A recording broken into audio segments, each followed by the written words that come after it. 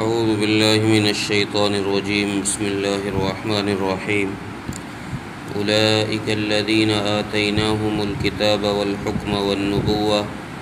فإن یکفر بها هؤلاء فقد وکلنا بها قوما لیسوا بها بکافرین۔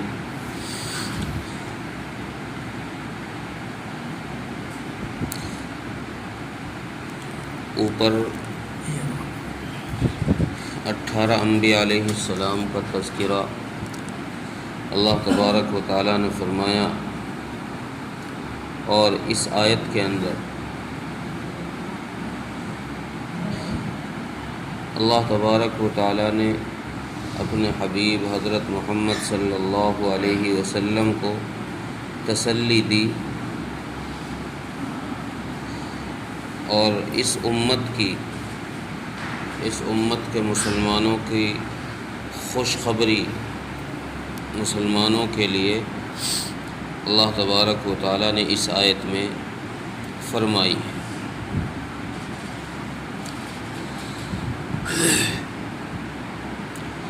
سب سے پہلی بات کہ اللہ تبارک و تعالیٰ نے اپنے حبیب حضرت محمد صلی اللہ علیہ وسلم کی محنت کو دیکھ کر آپ کو جب غمزدہ دیکھا، پریشان دیکھا کہ مکی زندگی میں تقریباً 12-13 سال تک رسول اللہ صلی اللہ علیہ وسلم لوگوں کو اللہ کا پیغام پہنچاتے رہے، لوگوں کو توحید بتاتے رہے، سمجھاتے رہے، لیکن ان لوگوں میں ماننے والوں کی تعداد 12-13 سال میں تقریباً 250 لوگ ہوئے۔ تو اس سے رسول اللہ صلی اللہ علیہ وسلم غمزدہ ہوئے، اسی لیے اللہ تبارک و تعالیٰ نے اوپر کی آیتوں میں باقی انبیاء علیہ السلام کا تذکرہ بھی فرمایا کہ دیکھو یہ سارے لوگ جن کا تذکرہ کیا گیا، یہ سارے وہ لوگ ہیں جنہوں نے خدا کی توحید کو بیان کیا، اور پھر ان میں سے بہت سارے نبی وہ ہیں جن کی قوم کے لوگوں نے بات کم مانی، جیسے آپ کے قوم کے لوگ مکے والے یہ بات نہیں مان رہے، تو ان میں سے بھی ایسے نبی ہیں جن کی قوم کے لوگوں نے ان کی بات کو نہیں مانا، اس لیے آپ اپنے دل کو غم زدہ نہ کیجیے، پریشان نہ ہوئیے۔ پھر آگے اللہ تبارک و تعالیٰ نے اس امت کی تعریف فرمائی،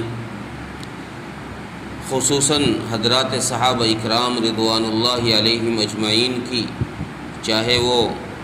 مہاجرین ہوں یا انصار مدینہ ہوں، اور عموماً پوری امت مسلمہ کی،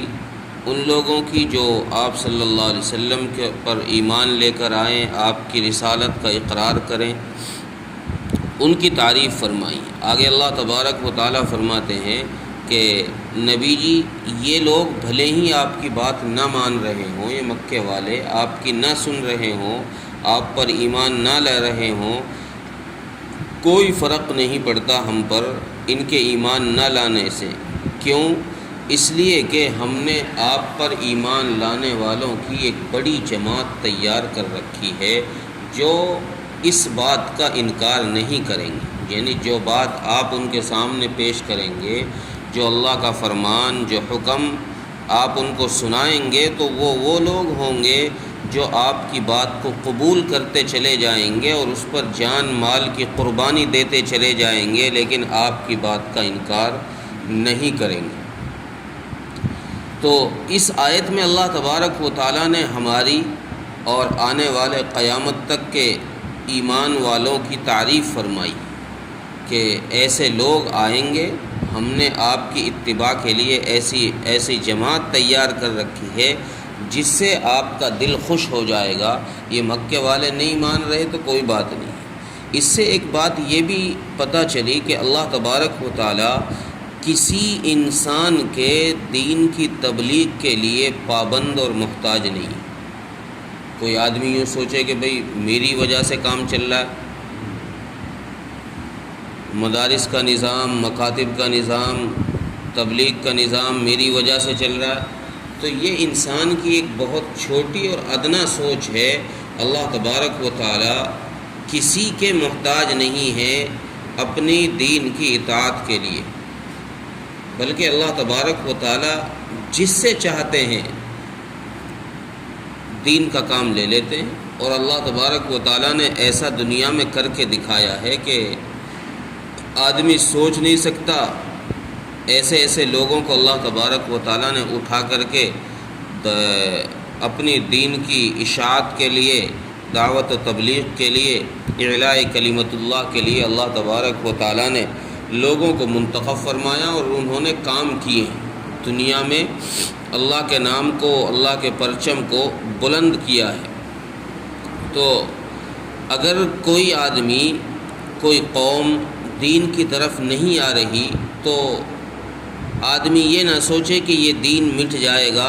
چونکہ دین مٹنے کے لیے نہیں، یہ بلند ہونے کے لیے آیا ہے۔ اللہ تبارک و تعالی کسی اور قوم کو، کسی اور لوگوں کو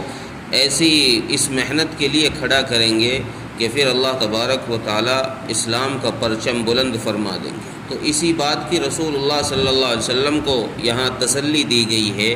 کہ نبی جی یہ لوگ مسلمان نہیں ہو رہے، مکے والے ایمان نہیں لے کر آ رہے، تو کوئی بات نہیں، ہم نے ان کے لیے، اس کام کے لیے ہم نے کسی اور جماعت کو منتخب کر دیا۔ یعنی آنے والے لوگ جو مدینہ والے لوگ ہیں، انصار مدینہ ہیں، ہم نے ان کو چن لیا ہے، اور پھر قیامت تک آنے والی ایک بڑی تعداد، ایک بڑی جماعت ہوگی جو آپ کے کام کو قبول کرتی چلی جائے گی اور کبھی اس کا انکار نہیں کرے گی۔ قوم لیسوا بہا بکافرین، ایسی جماعت ہوگی جو آپ کی بات کا انکار نہیں کرے گی۔ آپ ان سے اگر کہیں گے مال کی قربانی دو تو مال کی قربانی دیں گے، آپ نے ان سے کہا کہ جان کی قربانی دو تو جان کی قربانی دیں گے۔ چنانچہ دیکھا یہ جا رہا ہے کہ اہل ایمان میں ایسے بہت سارے،